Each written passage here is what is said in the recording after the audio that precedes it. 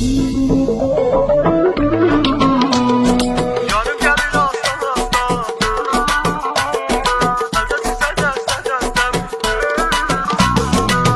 gəlir aslan əldə sizə dəstəm Gəlib keçər məni görmən, gedim durur yolun üstəm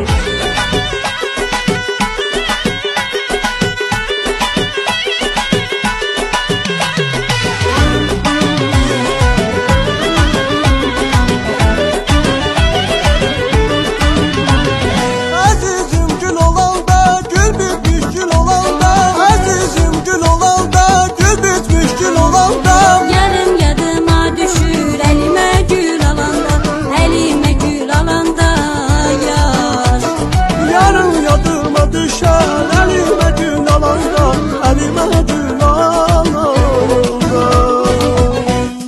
Yarım gəlir aslan əldə çiçək dəstəm Gəlib keçər məni görməz, gedim durur yolun üstəm Yarım gəlir aslan əldə çiçək dəstəm Gəlib keçər məni görməz, gedim durur yolun üstəm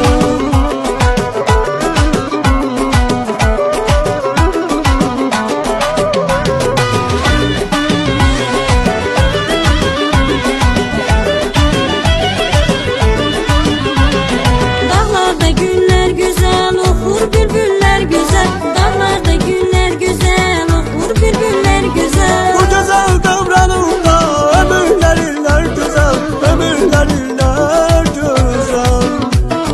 Bu güzel devranında ömürler iller güzel, ömürler iller güzel. Yarım gəlir aslan əldə çiçək dəstəm Gəlib keçər məni görməz, gedim durur yolun üstəm Yarım gəlir aslan əldə çiçək dəstəm Gəlib keçər məni görməz, gedim durur yolun üstəm